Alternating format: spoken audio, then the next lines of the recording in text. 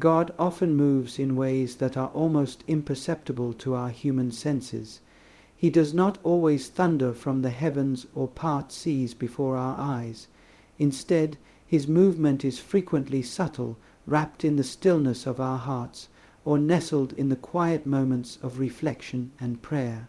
This is the nature of a loving Father who seeks not to overpower us, but to invite us gently into communion with him.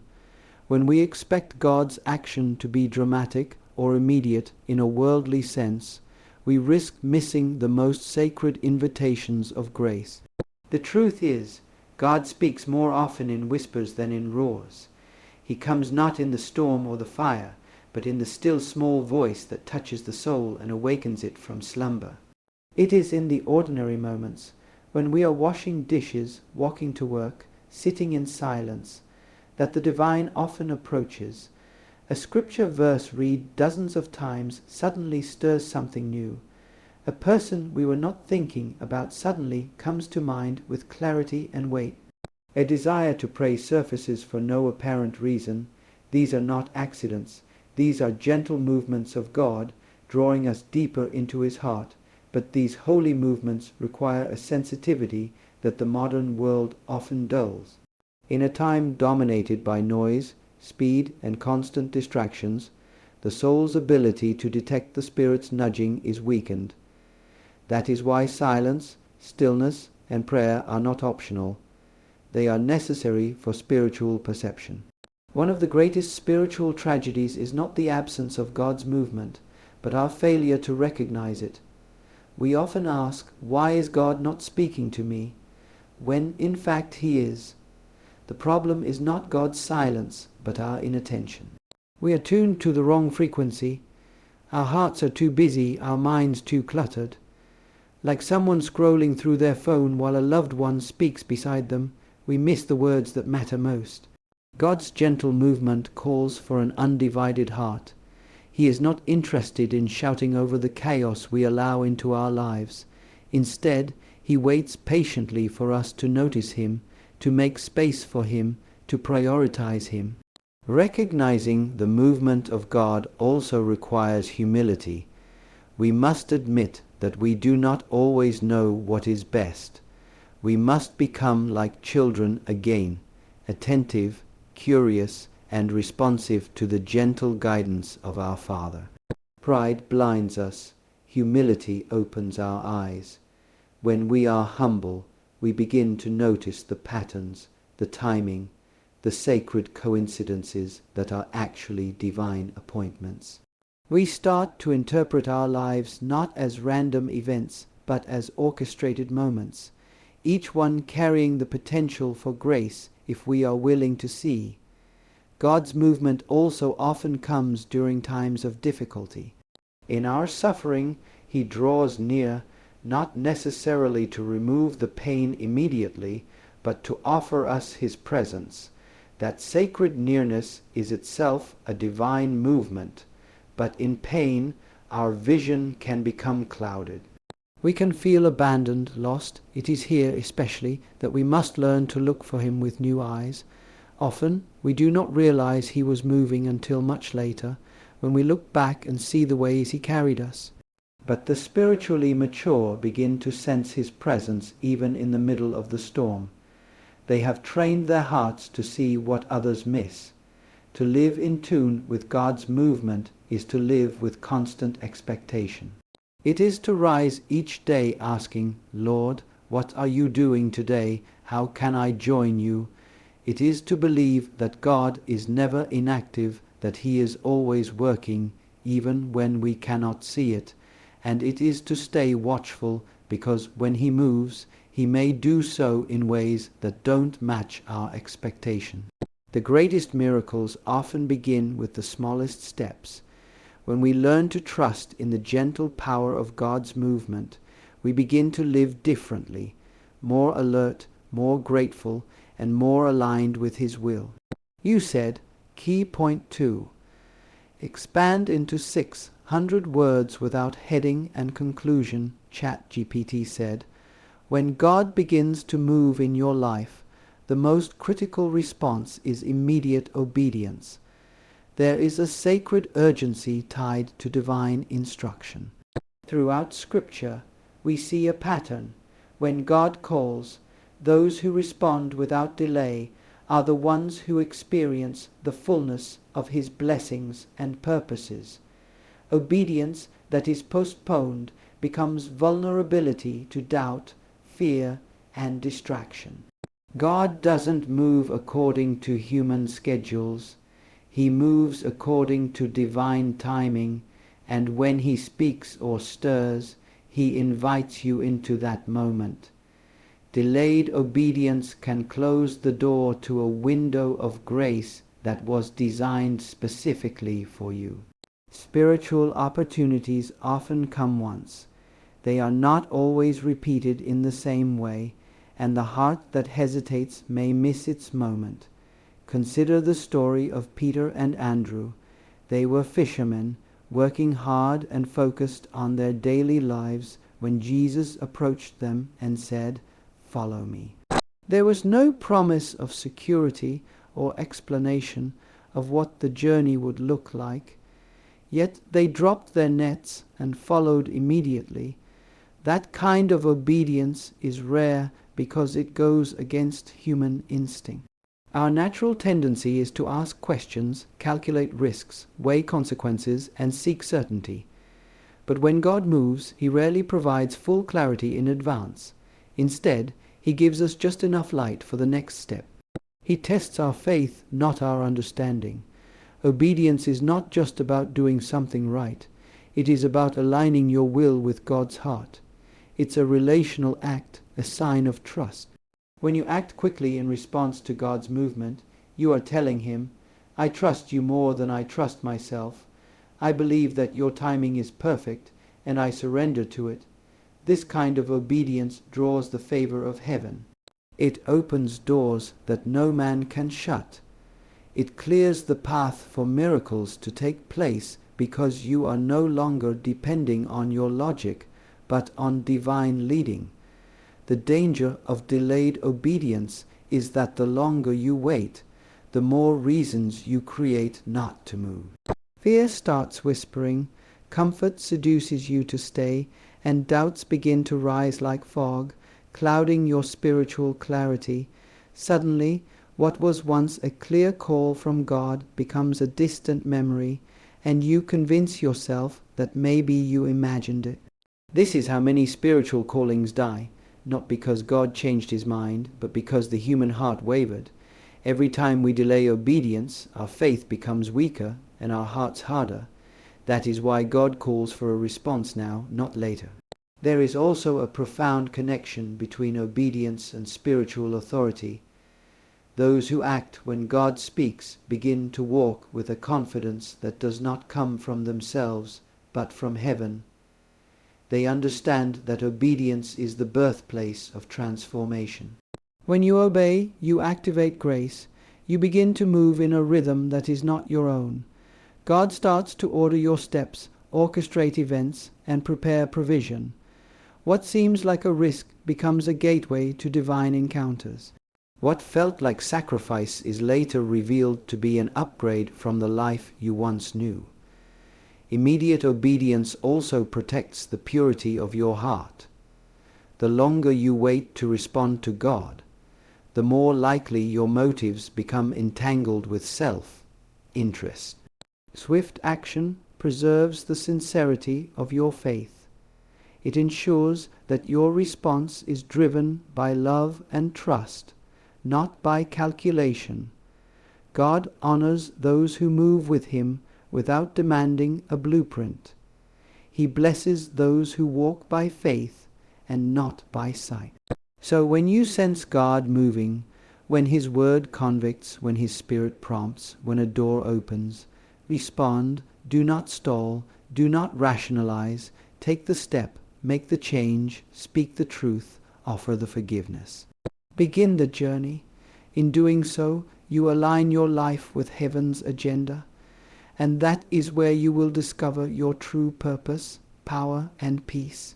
You said, key point 3, Expand into 600 words without heading and conclusion, ChatGPT said.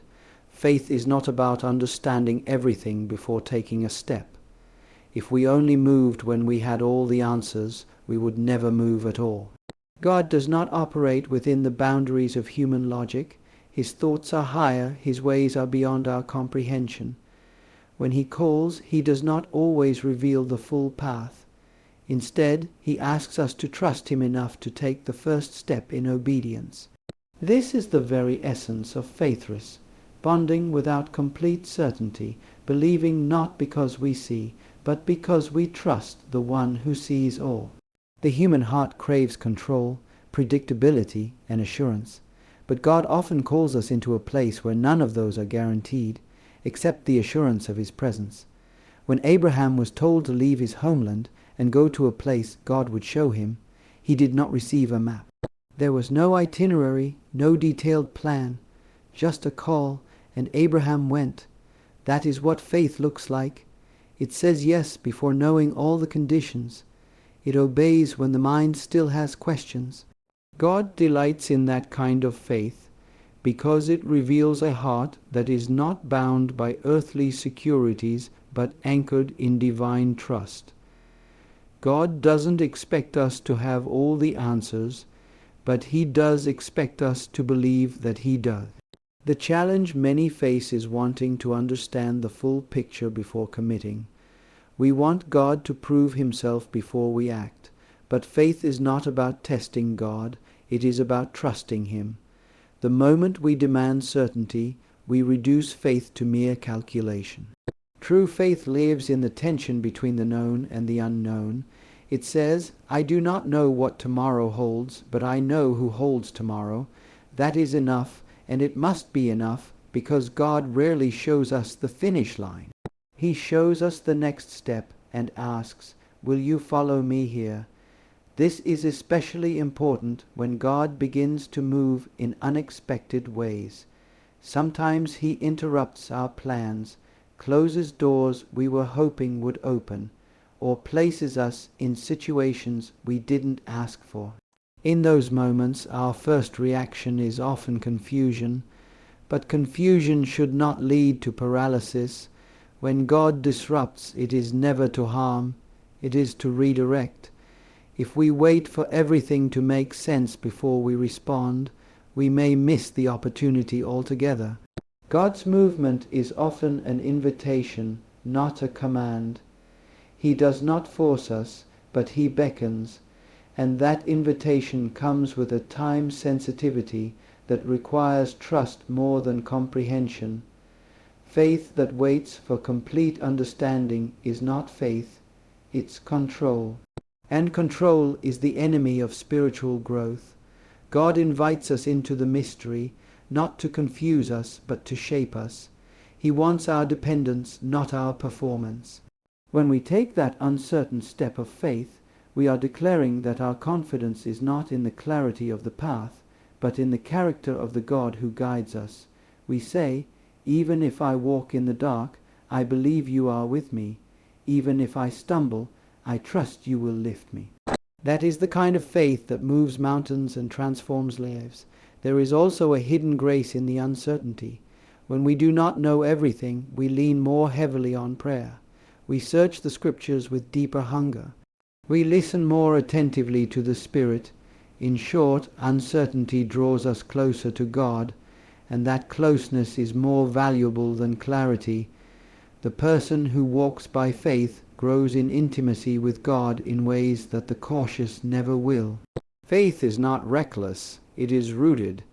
It may look risky from the outside, but it is actually the safest place to be, held not by your own understanding, but by the hand of the one who knows the end from the beginning. You said, key point 4, expand into 600 words without heading and conclusion, ChatGPT said. God does not force his way into our lives. He is not a dictator who demands obedience without invitation. Instead, he approaches with love, gentleness, and patience.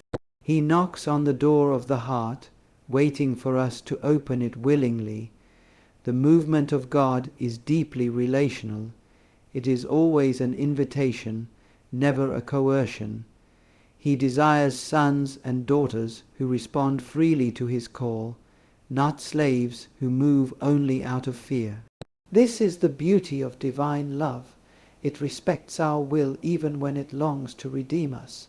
When God begins to move in your life, through conviction, through opportunities, through spiritual nudges, he is not forcing himself in. He is extending his hand and asking, "Will you walk with me?" This is why our response matters so deeply. The invitation of God may be eternal, but the moment of grace is often specific. God speaks at a particular time for a particular reason, and when he does, we must not harden our heart. The longer we delay opening the door, the easier it becomes to ignore his voice. What begins as a gentle stirring of the spirit can become lost beneath the weight of distraction, routine, and indifference. That is not because God stops calling, but because we stop listening. Every time we say "not now" to God, our spiritual hearing becomes a little more dull, our hearts a little less tender. Eventually, the knock at the door sounds more like background noise than a divine invitation. God's invitations often come at inconvenient times. He may call you when you are busy, when your plans are full, when your comfort is high. But divine interruptions are sacred opportunities.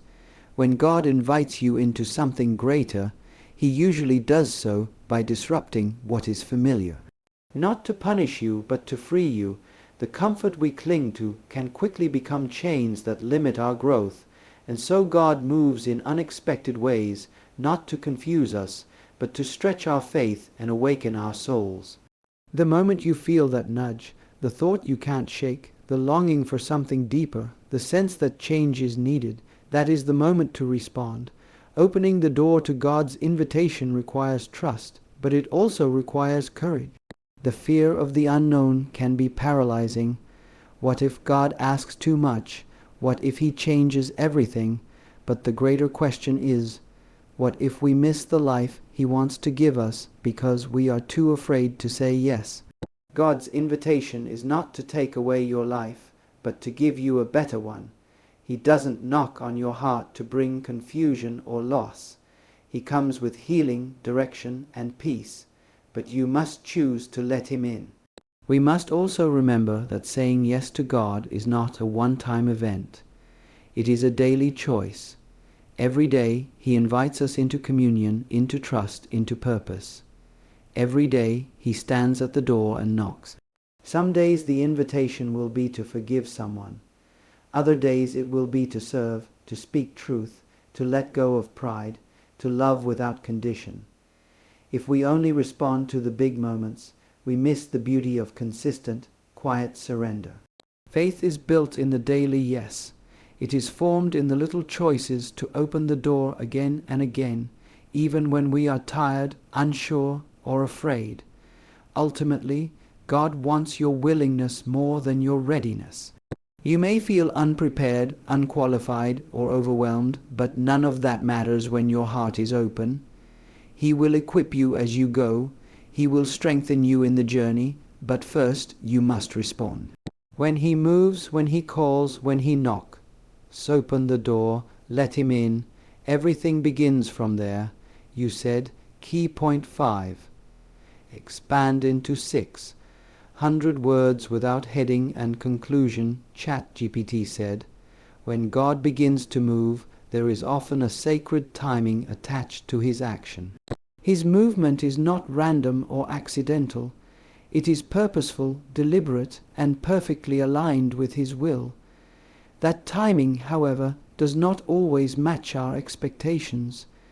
We might want God to act sooner, or we may feel caught off guard when he acts at a moment we did not anticipate. But the truth is, divine timing is perfect, even when it disrupts our sense of control.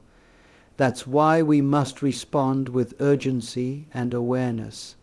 To delay is to risk missing the window of grace, that God has opened specifically for that season.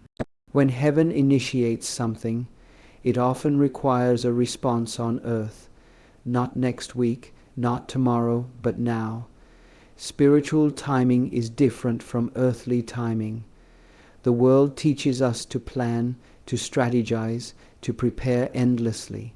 But when God speaks, He often bypasses the human need for over-preparation. He asks us to trust that His timing includes everything we need: resources, strength, direction, and even healing. If we wait until we feel completely ready, we may never move. That's why the call of God requires faith that His timing is not only intentional but also urgent. Just as a harvest must be reaped in its proper season, or it will rot in the field, so too must we respond when the Spirit signals that the time is now. There are countless stories in Scripture where hesitation cost people the fullness of what God intended. The Israelites stood on the edge of the promised land, but delayed in their obedience because of fear. They lost their opportunity and wandered for 40 years. God had moved. He had given them the land, but their delay turned a moment of victory into a generation of waiting. This is a powerful reminder that when God moves, delayed action can have serious consequences. Divine timing should be honored, not postponed. When God opens a door, walk through it before it shuts.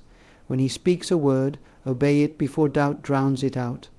It's important to recognize that God's timing is always intertwined with His wisdom. He sees what we cannot. He knows what lies ahead. There are moments when He calls you out of something or to something, not because you're ready by your standards, but because you're ready by His. When you hesitate, you're not just ignoring an opportunity. You may be resisting a rescue. God may be moving to deliver you from something destructive or to place you into something redemptive. Your quick response matters. When God begins to stir your heart, when He illuminates a path, when He aligns circumstances in an undeniable way, take the step. The urgency of God's timing is not meant to create fear, but to awaken discernment. He is not rushing us out of panic. He is calling us out of love. When the Spirit of God moves, it often comes with peace, but also a sense of clarity that demands movement. That's how you know it's from Him. It may be outside your comfort zone, but it will feel undeniably right. You may not know where the path leads, but you will know deep down that you're meant to walk it now. This spiritual instinct is not to be ignored. The more you respond to God's timing, the more attuned your heart becomes to it. Responding to divine timing is also a form of worship. It shows that you revere God's authority over your own plans. It shows that you honor His knowledge above your understanding. It's easy to say God is in control with our mouths, but it is proven by how we respond when He interrupts our timelines. Do we surrender or resist? Do we respond with urgency or delay? Faith that aligns with God's timing becomes the soil in which miracles grow. God is not looking for perfect people. He is looking for responsive hearts. When He moves and you move with Him in His time, the result is divine alignment, and from that alignment flows blessing, transformation, and peace. You said key point 6. Expand into 600 words without heading and conclusion, ChatGPT said. Obedience is not simply about compliance. It is the gateway to a transformed life. When God calls and we respond in obedience, we unlock spiritual dimensions that remain hidden from those who hesitate or resist. The very act of saying yes to God's movement, especially when it's difficult or uncomfortable, places us in alignment with His divine will. That alignment is where miracles happen, not necessarily in the spectacular and outwardly dramatic, but often in the quiet unfolding of peace, restoration, clarity, and purpose. Obedience is the bridge between divine intention and human experience. It is the act that allows the will of heaven to be made manifest on earth through our lives. We often think obedience costs us something, and in many ways it does. It may require the surrender of pride, the death of personal ambition, the letting go of comfort zones. But what we fail to see is that everything God asks us to surrender is something that was never meant to define us in the first place. He never takes away to diminish. He takes away to replace. To obey God is to make room for Him. And where God dwells, there is always abundance. It may not be material, it may not be instant, but it is always deeply fulfilling. Those who walk in obedience walk in peace, not because the path is easy, but because they are walking with the one who governs all paths. The journey of obedience brings an unshakable confidence, not in oneself, but in God. A person who has obeyed through storms, through uncertainty, through tears, carries a quiet authority. They have seen what happens when God honors faithfulness. They have experienced the nearness of God that only obedience unlocks. There are levels of God's presence and power that cannot be accessed through mere belief. They are reserved for those who respond, who act, who move when He moves. The act of obeying becomes a spiritual transaction. Our surrender for His strength, our sacrifice for His provision, our trust for His reward. Obedience also transforms our character. As we continue to say yes to God, even in small ways, our hearts are softened, our minds renewed, and our vision sharpened. The things that once tempted us lose their grip. The things that once frightened us lose their power. We become more attuned to the Spirit's voice and less reactive to the noise of the world. Over time, obedience shapes us into vessels God can use with greater capacity. It is not about earning His favor. It is about becoming who we were always meant to be under His guidance. Even more, obedience is contagious. When one person boldly obeys God, others are inspired. Your obedience might be the very thing that encourages someone else to take their own step of faith. Your decision to forgive, to trust, to begin again, these are not just personal choices. They are testimonies of God's faithfulness, and testimonies carry weight. They echo in the lives of those around you, often louder than any sermon. Obedience multiplies impact. It transforms individuals, families, communities. It is never just about you. It is always about the kingdom. Finally, obedience brings joy, not the shallow joy that fades with circumstance, but the deep joy that comes from knowing you are in the will of God. There is no peace like the peace of doing what you know is right in the eyes of heaven. Even in suffering, even in waiting, there is a quiet joy that sustains. It is the joy of knowing you have responded to the divine call and that your life is no longer your own. It is in the hands of the one who created you, knows you, and loves you without condition. That is the ultimate reward of obedience.